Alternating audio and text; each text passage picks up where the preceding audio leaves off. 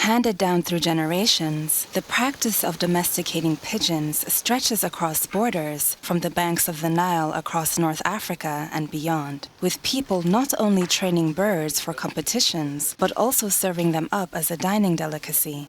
Ahmed Khalifa, head of the Egyptian Federation for Homing Pigeons, says these ancient traditions date back to the time of the pharaohs, when pigeons were engraved on the walls of temples. The early 2000s saw the birth of cross-country pigeon racing at distances at around 5 to over 7 kilometers.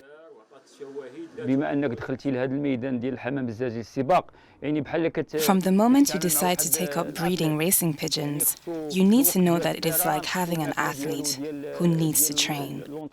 The diet has to be regulated. Each error will be fatal for the pigeons.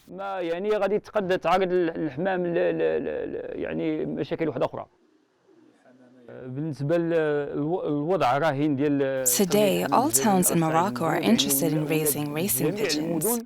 The number of enthusiasts in this sector is growing. There are more and more associations in Saleh and in the rest of Morocco too.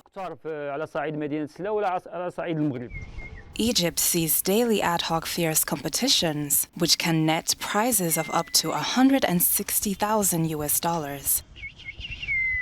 Thousands of birds are launched from rooftops as fanciers try to poach each other's pets to add to their own flock.